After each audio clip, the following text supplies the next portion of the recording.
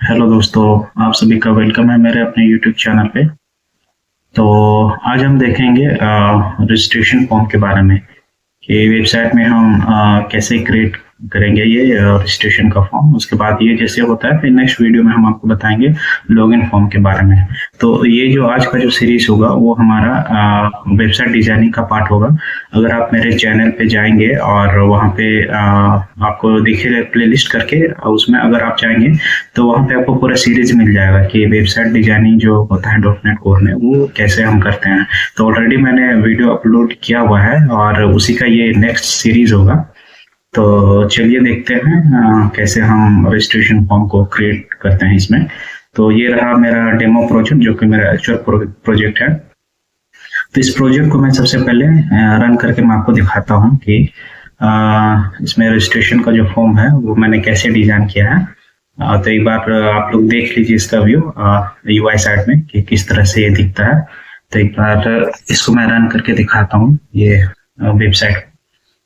इसके बाद देखते हैं किस तरह से इसका यूआई डिजाइन है रजिस्ट्रेशन फॉर्म का। उसके बाद नेक्स्ट वीडियो में मैं आपको बताऊंगा लॉगिन फॉर्म के बारे में। उसके बाद जैसे ही लॉगिन फॉर्म क्रिएट होता है, देन दोनों फॉर्म यानी कि रजिस्ट्रेशन और लॉगिन दोनों को मैं क्या करूंगा, डायनामिकली क्रिएट करूंगा। तो चलिए देखते हैं। सबसे पहले कि मैंने जो डिजाइन किया रजिस्ट्रेशन फॉर्म उसका यूआई किस तरह दिखता है फ्रंट एंड साइड में। तो ये मेरा रन हो रहा है ये एप्लीकेशन। कुछ ही देर में ये लोकल होस्ट के जरिए ये मेरा रन होगा ब्राउजर में। तो थोड़ा सा वेट कर लेते हैं। उसके बाद वन बाय वन आपको मैं यहाँ पे समझाऊंगा। ये जैसे registration dot C H T M L का जो ये पेज है, इसको मैं पूरा दिखाऊंगा कैसे कैसे मैंने कोड किया। क्योंकि मैं अगर वन बाय वन कोड करने लग जाऊँ तो यहाँ टाइम लग जाएगा। तो उससे बेटर है कि मैं कॉन्सेप्ट में आपको समझाऊंगा इसमें कि एक्चुअली में हम कैसे क्रिएट करते हैं, कहाँ पे क्या CSS लिखते हैं। ठीक है, तो ये समझने में ज्यादा आसानी होगा आपको। तो आई थिंक ये रन हो चुका है। उसी देर में ये ब्राउजर में आ जाना चाहिए। यस, ये आ ही रहा है। तो आप देख सकते हैं ये मेरा पोर्ट है 7052 जो है ये मेरा पोर्ट नंबर है। मतलब कि इसी पोर्ट नंबर में ये लोकली होस्ट हो रहा है। तो देख सकते हैं कि वेबसाइट डिजाइनिंग का जो पार्ट है उसमें ऑलरेडी मैंने कुछ कुछ किया हुआ है। जैसे ये मेरा पूरा हेडर पार्ट है, आप देख सकते हैं ये मेरा बॉडी सेक्शन है। उसके बाद ये आपका फूटर है, ये वाली। तो यहाँ पे आप देख सकते हैं रजिस्ट्रेशन का फॉर्म मैंने ये किया है, क्रिएट किया है। तो हेडर में आप देख सकते हैं कि यहाँ पे मैं लॉगिन और ये रजिस्ट्रेशन दोनों को बहुत अच्छे तरीके से यहाँ पे मैं बनाया हूँ यहाँ पे। तो चलिए सबसे पहले मैं इसको समझाता हूँ एक्चुअल में कि क्या चीज मैं यहाँ पे किया हूँ इसमें। ठीक है, तो इसको सबसे पहले स्टॉप कर लेता हूँ एक एप्लीकेशन को। इसके बाद मैं आपको दिखाता हूँ चीज यहाँ पे मैं किया हूँ। ठीक है, तो ये चीज जो है register dot C S estimate जो है ये मेरा पेज है। ठीक है, और इसको मैं कैसे क्रिएट किया हूँ मैं आपको बताता हूँ स्टार्टिंग से। तो आपको क्या करना है, आपको सबसे पहले लेआउट डॉट सी एस एस्टीमेल में जाना है जो कि मेन पेज होता है किसी भी एप्लीकेशन का। तो ये मैं आपको दिखाता हूँ। ये चीज जो है ये हमारा layout dot C S estimate page है। तो इसमें सबसे पहले आपको क्या करना है, बूटस्ट्रैप का जो सीडीएन लिंक के थ्रू आपको यहाँ पे लाइब्रेरी ऐड करना है। जैसे ये वाला कोड जो आपको दिख रहा है, ये वाला कोड जो है जो ये बूटस्ट्रैप का है। तो कहाँ से ऐड करेंगे इसको, सिंपली आपको जाना है ब्राउजर में। ठीक है, और ब्राउजर में जाके आपको टाइप करना है बूटस्ट्रैप और वहां से सीरियल लिंक को कॉपी करके एक आपको हेडर में डालना है और एक स्क्रिप्ट फाइल को आपको फूटर में डालना है, फूटर के जस्ट नीचे। तो मैं आपको दिखाता हूँ कैसे क्या करना है। तो सबसे पहले बूटस्ट्रैप आपको सर्च करना होगा ब्राउजर में। उसके बाद वहां से सीडीएन लिंक को कॉपी करके हेडर में डालना है और एक आपको फूटर के नीचे डालना है, ये वाली पार्ट। ये जो आप देख रहे हैं ये वाला कोड जो है दिख रहा है आप, ये बूटस्ट्रैप का सीडीएन लिंक है। तो कैसे इसको आप ढूंढ पाएंगे, तो गूगल में आपको सिंपली सर्च करना है, गूगल में आपको जाना है और आपको सिंपली टाइप करना है बूटस्ट्रैप। ओके, ठीक है, आगे बढ़ते हैं। मैं आपको समझाता हूँ नेक्स्ट। जैसे मैंने आपको ये बताया कि गूगल में सिंपली जाके आपको टाइप करना बूटस्ट्रैप, और वहां पे आपको बूटस्ट्रैप का सीडीएन लिंक मिल जाएगा। तो एक लिंक को आपको यहाँ हेडर के बीच, मतलब ये जो है यहाँ पे आपको डालना है, ये हेडर टैग के अंदर। ये आप देख रहे हैं, ये वाला हेडर टैग है, ये वाली हेडर टैग है जो सिलेक्टेड दिख रहा है। उसके अंदर आपको बूटस्ट्रैप का ये लाइब्रेरीज का जो सीडीएन लिंक है, ये आपको यहाँ पे पेस्ट करना है। यहाँ मैंने डाल दिया।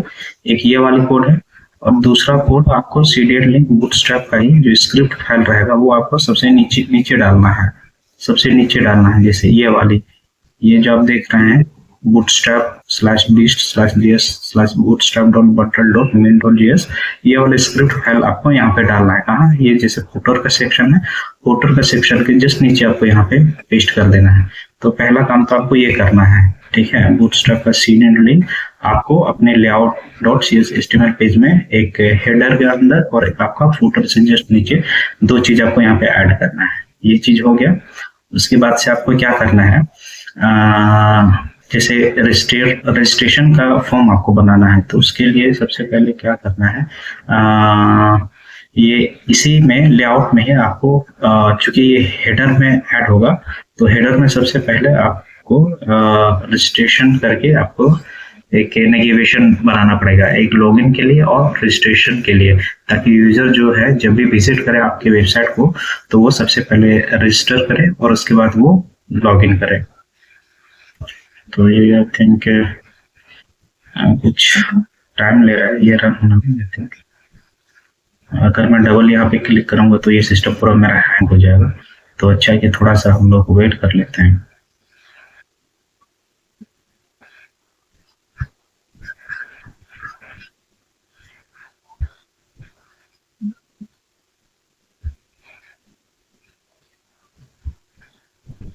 हो जाता है। उसके बाद से आपको क्या करना है, क्योंकि अभी मैं रजिस्टर के लिए बना रहा हूँ, तो रजिस्ट्रेशन के लिए आपको नेविगेशन बनाना पड़ेगा। कहाँ? हेडर में। तो अगर कोड का आप गौर से देखेंगे तो ये हमारा कोड जो है, यहाँ पे ये वाली चीज जो है, ये यूएल के अंदर जो आपको दिख रहा है, जैसे हेडर में आपका क्या क्या है, एक आपका होम पेज है, एक अबाउट पेज है, ये इसके बाद गैलरी पेज है, आपका कॉन्टैक्ट है, प्राइवेसी है, और 404 पेज है। और इसके जस्ट राइट साइड में आपका दो चीज रहेगा, एक रजिस्ट्रेशन रहेगा और एक आपका लॉगिन रहेगा। ये दो चीज रहेगा।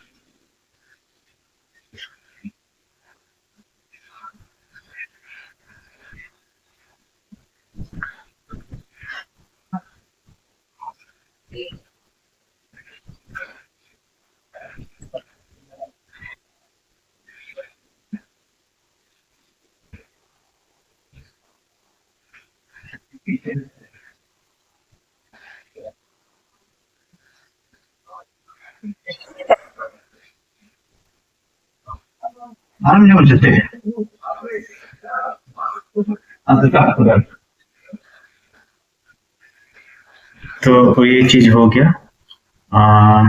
तो मैं बता रहा था layout.cs HTML पेज में, तो मैं यहाँ पे दोबारा चलता हूँ यहाँ पे, और ये चीज मैं बता रहा था कि जैसे हेडर में आपको दिखेगा ये इंडेक्स पेज, प्राइवेसी पेज,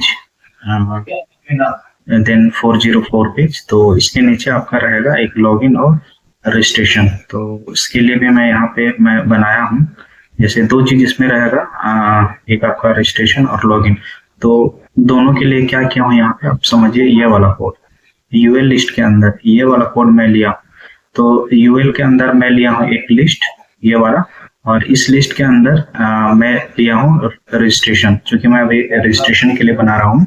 तो ये एंकर टैग के अंदर मैं लिया हूँ रजिस्ट्रेशन, और इसके नीचे मैं सपोज चाहता हूँ जैसे रोल बेसिस में मैं रजिस्ट्रेशन करना चाहता हूँ। जैसे एक मेरे केस में एडमिन ये और यूजर दो रोल है, तो दोनों के केस में ये अलग अलग रजिस्ट्रेशन कर सकता है। अगर वेबसाइट में जैसे विजिट करता है कोई यूजर, ठीक है, और रजिस्ट्रेशन करना चाहता है, तो वो यहाँ से रजिस्ट्रेशन करेगा। अगर एडमिन चाहता है कि एज ए एडमिन मैं रजिस्टर करूँ, तो वो यहाँ से एडमिन क्या करेगा, रजिस्ट्रेशन कर सकता है। और नॉर्मल यूजर जो रहेगा वो एज ए यूजर रजिस्ट्रेशन कर सकता है यहाँ से। तो इसके लिए मैं एक यूएल के अंदर एक मैं लिया हूँ li, ये एलाई टैग के अंदर मैं लिया हूँ एक एंकर टैग के अंदर रजिस्ट्रेशन, और इसके अंदर दो चीज में फिर अगेन फिर यूएल के अंदर मैं एलाई के अंदर एंकर टैग और एंकर टैग के अंदर एक एडमिन के लिए और दूसरा एक मैं यूजर के लिए लिया हूँ, ये चीज है। उसके बाद से फिर अलग से ये जो है यूएल इसी लिस्ट के अंदर में एक अलग से एलाई टैग के अंदर में एक लॉगिन के लिए मैं अलग से यहाँ पे लिया हूँ। आप ये देख सकते हैं ये मेरा लॉगिन है, ये वाली लॉगिन है। तो मैं इस तरह से यहाँ पे बनाया हूँ। अगर आप चाहते हैं कि जैसे एक तीसरा रोल भी यहाँ पे ऐड होता, ठीक है, एडमिन यूजर, तो उसके लिए सिंपली आपको क्या करना है, इसको ये वाली कोड को सिंपली कॉपी करके यहाँ पे पेस्ट कर देना है, इसके नीचे पेस्ट कर देना है। और जैसे एडमिन हो गया, यूजर हो गया, और सपोज आप चाहते हैं एक और मैनेजर रहे तो सिंपली यहाँ पे आपको टाइप कर देना है मैनेजर, मतलब कि यहाँ पे मैनेजर भी एलिजिबल रहेगा रजिस्ट्रेशन के लिए। तो ये चीज आप यहाँ से कर सकते हो। क्योंकि मेरे केस में दो ही चीज है, एडमिन और यूजर, तो इस कोड को मैं यहाँ से रिमूव कर देता हूँ, मैं सेव कर लेता हूँ। तो ये चीज हो गया। उसके बाद से अब मैं बताता हूँ, जैसे लॉगिन फॉर्म, ये तो हो गया नेविगेशन के लिए, रजिस्ट्रेशन के लिए। उसके बाद रजिस्ट्रेशन जैसे ही करेगा तो मतलब उनको क्या दिखेगा, एक फॉर्म दिखेगा, सिंपल एक फॉर्म दिखेगा। तो फॉर्म यहाँ पे आप कैसे क्रिएट करेंगे वो भी मैं आपको, तो सिंपली एक आपको पेज बनाना है registration.cshtml का, ठीक है। और इसके अंदर आपको एक फॉर्म का टैग जो दिख रहा है, ये वाला, ये फॉर्म टैग लेना है। और इसके अंदर दो ही चीज आपको लेना है, एक लेबल लेना है और एक आपको इनपुट लेना है, ठीक है। तो आपको दिखाता हूँ।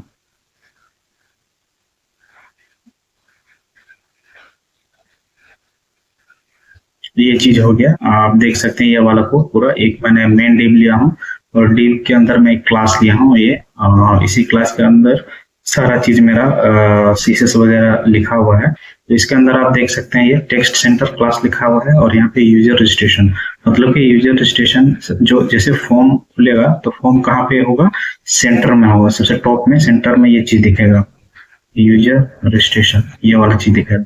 उसके बाद से आपको फॉर्म बनाने के लिए सिंपली आप देख सकते हैं यहाँ से लेके यहाँ तक ये फॉर्म टैग, ये मेरा फॉर्म का टैग है।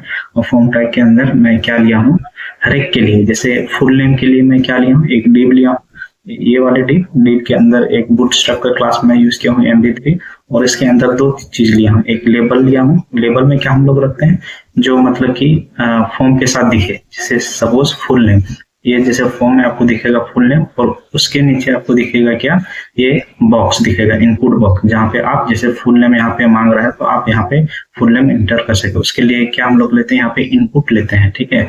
और इनपुट के साथ यहाँ पे टैग डिफाइन करना पड़ता है कि जैसे आप जो इनपुट दे रहे हो क्या है, न्यूमेरिक है कि टेक्स्ट है कि पासवर्ड है कि क्या है। तो उसके लिए मैं यहाँ पे टैग लिखा हूँ। उसके बाद से ये क्लास जो है वो बूटस्ट्रैप क्लास है। और प्लेस होल्डर, ये जो मैं लिखा हूँ प्लेस होल्डर, मतलब कि आप देखे होंगे बहुत सारे फॉर्म में जब आप फिलअप करते हैं तो उसमें जैसे जो बॉक्स जैसे रहता है, बॉक्स के अंदर ट्रांसपेरेंट में कुछ लिखा हुआ रहता है, जैसे फुल नेम तो सबसे टॉप में रहेगा, उसके नीचे एक बॉक्स लिखा हुआ रहेगा और उस बॉक्स के अंदर ट्रांसपेरेंट में ये चीज आपको देखने को मिलेगा, इंटर योर नेम। तो ये चीज आपको दिखेगा। तो मेरे केस में जैसे फॉर्म में सबसे टॉप में रहेगा ये फुल नेम, वहाँ पे आप फुल नेम डाल पाएंगे, ठीक है। तो इसी का ही सेम कॉपी मैं यहाँ पे लिया हूँ, एक और कॉपी लिया हूँ और इसके अंदर इस बार क्या ले रहा हूँ, लेबल के लिए मैं ईमेल एड्रेस, जहाँ पे यूजर ईमेल एड्रेस डाल सकता है। उसी तरह फिर नेक्स्ट फिर फोन नंबर लिया हूँ, देन यहाँ मैं पासवर्ड लिया हूँ, ठीक है। उसके बाद से नीचे एक बटन टैग लिया। बटन टैग में क्या, जैसे सबमिट का बटन जो रहता है, आप लोग देखे होंगे कि कभी भी फॉर्म वगैरह सबमिट करते हैं तो सबमिट करने का एक फॉर्म रहता है, एक बटन रहता है, जहाँ पे यूजर सारा इंफॉर्मेशन डाल के जैसे ही सबमिट पे क्लिक करता है तो फॉर्म मतलब क्या होगा, वो सबमिट हो जाएगा। तो आप ये बटन टैग देख सकते हैं, इसके अंदर मैंने एक टैग लिया हूँ सबमिट का। तो आप भी अगर फॉर्म बनाएंगे तो बटन में आपको हमेशा यही टैग देना पड़ेगा सबमिट में, क्योंकि इसी से ही आपका डेटा सबमिट होगा डेटाबेस में। उसके बाद से बूटस्ट्रैप क्लास यहाँ पे यूज किया हूँ, बेटिन प्राइमरी करके। उसके बाद यहाँ से उसका विड्थ यहाँ पे डिफाइन किया हूँ 100, और आप देख सकते हैं यहाँ रजिस्टर, मतलब कि बटन का नाम है ये चीज रजिस्टर। तो ये चीज इतना सारा मैं किया हूँ। अब स्टाइलिंग के लिए मैं क्या किया हूँ कि बाय डिफॉल्ट आप देखेंगे www रूट के अंदर बाय डिफॉल्ट आपका एक CSS क्लास रहता है। CSS फोल्डर के अंदर ये जो है site.css ये मेरा बाय डिफॉल्ट ये क्रिएट करके देता है डॉटनेट को।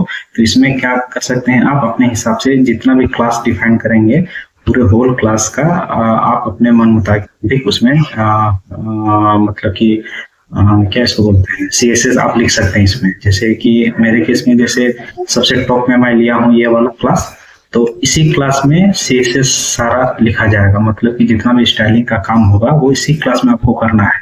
क्यों? क्योंकि इसी डिव के अंदर ये जो फॉर्म है ये सारा फॉर्म किसके अंदर है मेरा, ये इस डिव के अंदर। और इस डिव के अंदर मैं क्या डिफाइन किया हूँ क्लास, और उस क्लास का नाम मेरा क्या है रजिस्टर बॉक्स। तो जैसे इस फॉर्म को अगर कुछ भी इसमें चेंजेस करना है, सपोज बोल्ड करना है, इसमें बैकग्राउंड कलर देना है, ये इसमें हाइट डिफाइन करना है, तो सारा की सारा कहाँ से मैं कर सकता हूँ, इस क्लास में स्टाइलिंग देके कर सकता हूँ। तो इस क्लास का जो नाम है रजिस्टर बॉक्स उसी को मैं यहाँ पे डिफाइन किया हूँ site.css फाइल में। आप कैसे डिफाइन कर रहे हैं यहाँ पे CSS लिखने के लिए आपको सिंपली डॉट टाइप करना है और डॉट के बाद जो आपने क्लास डिफाइन किया है उस क्लास को यहाँ पे लिखना है। जैसे यहाँ पे आप देख सकते हैं रजिस्टर बॉक्स है मेरा क्लास का नाम, और तो आपको सेम वही नाम यहाँ पे देना है। यहाँ पे site.css में ये डॉट आपको टाइप करना है। ये आप देख सकते हैं छोटा सा ये डॉट दिख रहा है, उसके बाद से ये मेरा क्लास का नाम है। उसके बाद कर्ली ब्रेसेस ओपन करना है और उसके बाद आप अपने हिसाब से जो स्टाइलिंग करना चाहते हैं वो आप यहाँ पे स्टाइल कर सकते हैं। तो यहाँ पे देख सकते हैं फॉर्म का मैंने यहाँ हाइट डिफाइन किया है कितना 460 पिक्स। उसके बाद विड्थ मैं यहाँ पे सेट किया हूँ 500 पिक्स। देन मार्जिन में 18 पिक्स ऑटो है। ये मेरा बैकग्राउंड है, ये मेरा पैडिंग है। पैडिंग मतलब कि जैसे जो फॉर्म का ये स्ट्रक्चर जो रहता है तो उसके अंदर से अगर आपको कुछ स्पेस देना है तो उसके लिए हम लोग पैडिंग यूज करते हैं, ठीक है। और मार्जिन जो होता है वो मतलब कि आउटर बॉक्स है, मतलब कि बाहर की तरफ से अगर स्पेस ऐड करना तो उसके लिए हम लोग मार्जिन यूज करते हैं। तो ये चीज मैंने डिफाइन किया हूँ। उसके बाद से बॉर्डर रेडियस, जो बॉर्डर मैं दिया हूँ उसके चारों ओर का जो रेडियस रहेगा वो मेरा कितना 10 पिक्स का रहेगा।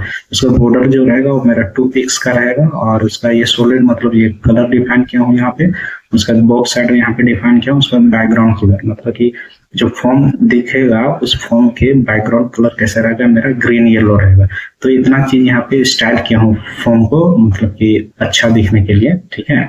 तो ये चीज उसके बाद से सिंपली ये भी मेरा क्लास का नाम है form control dot form control. अगर मैं आपको दिखाऊं फॉर्म में तो डॉट फॉर्म कंट्रोल आप देख सकते हैं जहां जहां भी मेरा इनपुट है यहाँ पे इनपुट है, आप देख सकते हैं क्लास यहाँ पे डिफाइन किया हूँ ये फॉर्म कंट्रोल। उसके बाद से इस वाले डिव में भी ये मेरा इनपुट यहाँ पे है और इस इनपुट में आप देख सकते हैं यहाँ पे भी क्लास है ये फॉर्म कंट्रोल। तो इसी क्लास में मैं यहाँ पे site.css में जाके यहाँ पे उसके लिए स्टाइलिंग किया हूँ। और इस इनपुट में क्या मैं स्टाइल किया हूँ कि इसका जो हाइट रहेगा वो ऑटो रहेगा, पैडिंग जो रहेगा वो 6 पिक्स 10 पिक्स ये मैं डिफाइन किया हूँ। इसी तरह .mb3 भी एक क्लास का नाम होना चाहिए, जिसे आप देख सकते हैं यहाँ पे ये वाली डिव में जो mb3 ये जो है बूटस्ट्रैप क्लासेस है, उसके लिए भी मैं यहाँ पे एक क्लास लिया हूँ।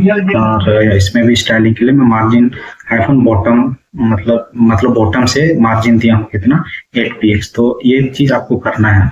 और अगर ये चीज आप नहीं लिखते हैं क्लासेस के अंदर जो भी आपका स्टाइलिंग के लिए ये होगा CSS होगा, अगर वो आप नहीं लिखेंगे तो आपका जो फॉर्म होगा वो मतलब कि सुटेबल नहीं दिखेगा, इधर उधर दिखेगा आपका, मतलब इस प्रॉपर स्ट्रक्चर वे में नहीं दिखेगा, ठीक है। तो प्रॉपर स्टाइलिंग के लिए, अच्छा डिजाइन दिखने के लिए, उसके लिए हम लोग CSS यहाँ पे यूज करते हैं। तो आपको भी CSS यूज करना है। तो इतना सारा चीज यहाँ पे किया हूँ। उसके बाद से ये कोड मैं कमेंटेड किया हूँ, ठीक है। अगर मैं इस कोड को यहाँ से हटा देता हूँ तो आपको क्या दिखेगा, जैसे बटन जो दिखेगा सबमिट का बटन के नीचे ये आपको दिखेगा ऑलरेडी है अन अकाउंट। उसके बाद यहाँ पे आपको दिखेगा लॉगिन, मतलब कि यहाँ पे पूछ रहा है अगर आपके पास ऑलरेडी अकाउंट है तो आप डायरेक्टली यहाँ से भी लॉगिन कर सकते हैं। उसके बाद ये चीज जो है HREF ये जो सिंबल है इसका मीनिंग होता है कि यहाँ से मतलब कि रिडायरेक्ट करेंगे। तो डॉटनेट कोर के बेस में हम क्या करते हैं, कैसे रिडायरेक्ट करते हैं, इसका लॉगिन करने के लिए यहाँ पे एक कंट्रोलर और इसका व्यूज यहाँ पे एक्शन मेथड डिफाइन करना पड़ता है। सपोज मेरा अगर कंट्रोलर का नाम होम होगा तो यहाँ पे आपको कंट्रोलर का नाम देना पड़ेगा होम, उसके बाद से एक्शन का अगर लॉगिन तो आपको लॉगिन देना पड़ेगा। तो इस तरह से आपको डिफाइन करना पड़ेगा। तो यहाँ पे क्या होगा कि जैसे आप लॉगिन में क्लिक करेंगे तो आपका एक्शन सबसे पहले जाएगा कंट्रोलर में, कंट्रोलर के बाद आपका जाएगा व्यूज में, उसके बाद व्यूज में जो भी आपका रहेगा लॉगिन का फॉर्म वो रेंडर होगा, उसके बाद से आप सीधे चले जाएंगे लॉगिन वाले फॉर्म में। तो इस तरह से यहाँ पे काम चीज मैं भी क्रिएट नहीं किया हूँ, तो फिर मैं इसको तो ये चीज हो गया। एक बार मैं आपको रन करके दिखाता हूँ कि कैसे दिखता है। एक बार तो स्टार्टिंग में मैं आपको दिखाया ही, लेकिन फिर भी मैं दोबारा आपको दिखा देता हूँ कि किस तरह से दिखता है। तो अभी अपने प्रोजेक्ट में बहुत इजीली तरीके से फॉर्म जो है और किसी भी तरह का फॉर्म है वो फॉर्म टैग के अंदर अपने हिसाब से डिजाइनिंग कर सकते हैं, स्टाइल कर सकते हैं और क्रिएट कर सकते हैं, चाहे वो रजिस्ट्रेशन फॉर्म हो या तो फिर लॉगिन फॉर्म हो या कोई भी अनदर फॉर्म। हाँ, बट एक चीज है कि फॉर्म क्रिएट करने के बाद आपको इसमें स्टाइलिंग करना जरूरी है। अगर आप स्टाइलिंग यूज नहीं करते हैं तो क्या होगा कि वो सुटेबल नहीं दिखेगा, मतलब कि यूजर फ्रेंडली वो दिखेगा नहीं फ्रंट एंड से। तो एक बार मैं रन करके दोबारा दिखाता हूँ कि ओवरऑल मेरा कैसा दिखता है। क्योंकि इस वाले कोड को मैं अभी अनकमिट किया हूँ, तो ये चीज सबमिट बटन जो है रजिस्ट्रेशन का जो सबमिट बटन है इसके नीचे ये चीज दिखना चाहिए, ऑलरेडी है अपना कॉम लॉगिन। तो ये सक्सीड हो गया, देख सकते हैं नीचे। एक बार मैं इसको रख देता हूँ और दोबारा दिखाता हूँ कि कैसे दिखता है ये रजिस्ट्रेशन। थोड़ा सा वेट कर लेते हैं, उसके बाद देखते हैं कैसा ये लुक आता है। और इस बार मैं क्या रन टाइम में ही मैं आपको चेंजेस करके भी दिखाऊंगा आपको कि किस तरह से ये दिखता है अगर हम चेंजेस करते हैं। तो सबसे पहले इसका यूआई हम लोग देख लेते हैं ब्राउजर साइड में, ये कैसे दिखता है रजिस्ट्रेशन फॉर्म। तो जैसे ये चीज हो गया, चूंकि यहाँ से मैं कंट्रोलर अभी नहीं बनाया हूँ तो यहाँ से मैं डायरेक्ट रिडायरेक्ट नहीं कर पाऊंगा। जैसे मैं एडमिन में क्लिक करूंगा तो ये रिडायरेक्ट नहीं होगा। क्यों? क्योंकि इसके लिए अलग से मेरे को कंट्रोलर और एक्शन मेथड और साथ ही साथ उसका व्यूज भी मेरे को बनाना पड़ेगा, जो कि मैं अभी नहीं बना। तो सिंपली मैं यहीं से ही मैं आपको दिखा देता हूँ। तो रजिस्ट्रेशन फॉर्म जो है मेरा फॉर्म के अंदर ये रजिस्टर करके एक मेथड होगा, इसके अंदर मैं डिफाइन किया हूँ। तो ये आप देख सकते हैं यूजर रजिस्टर, ये देख सकते हैं ये इस तरह से है मेरा जी। अच्छा, ये थोड़ा सा ये कट गया, तो इसके लिए क्या करना पड़ेगा, ये जो है इसका हाइट थोड़ा सा आपको बढ़ाना पड़ेगा। तो मैं आपको दिखाई देता हूँ, यहाँ पे जाके ये जैसे 460 पिक्स जो है इसको मैं यहाँ पे कर देता हूँ 600 पिक्स। ये मैं यहाँ से सेव करता हूँ। इसके बाद आपको क्या करना है, ये ऑट रिलोड यहाँ पे क्लिक करना है। ऑट रिलोड का मतलब होता है कि कुछ भी रन टाइम में अगर आप चेंजेस करते हैं तो ये ऑटोमेटिक क्या करता है, उसको डिटेक्ट करता है और रिफ्लेक्ट करता है आपके ये ब्राउजर में। वहां से मैंने कर दिया, ये आप देख सकते हैं ये थोड़ा ज्यादा हो गया, इसको थोड़ा सा मैं कम कर लेता हूँ, ज्यादा ही हो गया। 600 के बदले मैं यहाँ पे करता हूँ 500। इसको मैं सेव करता हूँ, दोबारा यहाँ से मैं इसको ऑट रिलोड करता हूँ।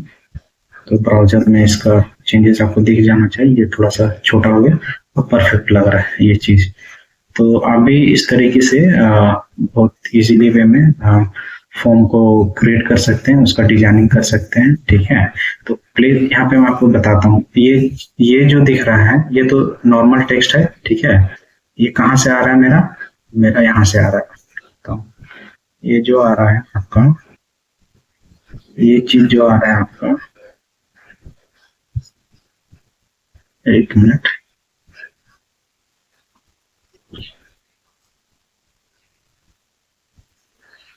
ये जो आ रहा है आपका यहाँ से आ रहा है, ये आपने जो डिफाइन किया है S3 टैग के अंदर यूजर रजिस्ट्रेशन आपका, ये चीज यहाँ पे रेंडर हो रहा है ब्राउजर में जो रन हो रहा है आपका, ये चीज रन हो रहा है। ठीक है, यूजर। उसके बाद ये क्या है, ये आपका सिंपल क्या है, सिंपल आपका लेबल है। लेबल कहाँ डिफाइन किया हूँ, लेबल फॉर्म टैग के अंदर, ये डिव के अंदर, ये जो है ये वाला कोड लेबल, ये फुल नेम, यही आपका यहाँ पे रेंडर हो रहा है, ये वाली। उसके बाद ये क्या है, ये आपका प्लेस होल्डर है। ये कहाँ पे मैं डिफाइन किया हूँ, ये इनपुट में मैं डिफाइन किया हूँ, ये वाला। ये इनपुट जो दिख रहा है टैग क्या है, टेक्स्ट। टाइप टेक्स्ट होने का मतलब क्या है, यहाँ पे जो भी यूजर इनपुट करेगा वो टेक्स्ट ही इनपुट करेगा, ठीक है। एज ए स्ट्रिंग मतलब ये यहाँ पे एक्सेप्ट करेगा टाइप टेक्स्ट, ठीक है। उसके लिए मैं यहाँ पे डिफाइन किया हूँ टाइप। उसके बाद से ये प्लेस होल्डर आप देख सकते हैं, इंटरव्यूअर ने, ठीक है, यही आपको देखने को मिल रहा है यहाँ पे इंटरव्यूअर में। फिर नेक्स्ट आप जाएंगे तो interviewer email, interviewer phone, create password, ये सारा आपका प्लेस होल्डर है। जैसे यहाँ पे मैं आपको दिखाऊँ, ये प्लेस होल्डर इंटरव्यूअर ईमेल, नीचे आपका प्लेस होल्डर है इंटरव्यूअर फोन नंबर, ठीक है। उसके जस्ट नीचे और मैं दिखाऊं तो यहाँ पे आपको फिर प्लेस होल्डर आपको दिख जाएगा क्रिएट पासवर्ड करके। तो ये चीज आपको दिख रहा है। उसके बाद ये जो सिलेक्टेड है, ये बटन टैग के अंदर क्या है, ये आपका रजिस्टर है। तो बटन कैसा दिख रहा है मैं आपको दिखा देता हूँ यूआई में। ये देखिए, ये रजिस्टर, ये आपका बटन है, ठीक है। और ये सबसे लास्ट में मैं दिखा रहा था आपको, ऑलरेडी हैव एन अकाउंट, ये। और यहाँ पे क्या है, एंकर टैग है, यहाँ से क्या है, लॉगिन में रिडायरेक्ट हो जाएगा यूजर। तो ये चीज हो गया। तो इसका फंक्शन कैसे काम करेगा, जैसे यूजर जैसे यहाँ पे आएगा रजिस्टर में, सबसे पहले यहाँ क्लिक करेगा। अगर एडमिन है तो एडमिन यहाँ से रजिस्टर होगा। अगर यूजर सिलेक्ट करेगा तो एज ए यूजर यहाँ से रजिस्टर होगा। तो क्या करेगा, यहाँ पे आके अपना फुल नाम डालेगा, यहाँ पे ईमेल अपना एंटर करेगा, यहाँ अपना फोन नंबर एंटर करेगा। उसके बाद यहाँ से पासवर्ड क्रिएट करेगा। उसके बाद जैसे ही यहाँ पे रजिस्टर का बटन यहाँ पे क्लिक करेगा तो वो सक्सेसफुली रजिस्टर हो जाएगा और सारा डेटा कहाँ स्टोर होगा, डेटाबेस में स्टोर होगा। तो ये था रजिस्ट्रेशन फॉर्म के बारे में। तो आप भी बहुत इजीली तरीके से .NET कोर में ये आप बना सकते हैं ये फॉर्म, ठीक है। तो नेक्स्ट वीडियो में मैं क्या दिखाऊंगा, मैं आपको लॉगिन फॉर्म दिखाऊंगा, बट उससे पहले इसको मैं डायनामिक करके भी मैं आपको दिखाऊंगा, ठीक है। ये जो मैं अभी बनाया ये स्टैटिक है और इसको मैं डायनामिक करके भी दिखाऊंगा, ठीक है, कि कैसे हम लोग करते हैं। तो डायनामिक बनाने के लिए क्या करना रहता है कि जैसे यहाँ पे कितना फील्ड है, एक फील्ड हो गया, दो फील्ड हो गया, ये आपका तीन फील्ड हो गया और साथ ही साथ आपका चार फील्ड हो गया। तो चार फील्ड, इसका एक अलग से एंटिटी बनेगा, ठीक है, एंटिटी बनेगा और एक ऑब्जेक्ट बनेगा एंटिटी का, और उस ऑब्जेक्ट के बेसिस में हम लोग डेटा इंसर्ट करेंगे डेटाबेस में, ठीक है। तो ये चीज मैं नेक्स्ट वीडियो में बताऊंगा। तो आज के लिए बस इतना ही, मिलते हैं नेक्स्ट वीडियो में। Thanks for watching.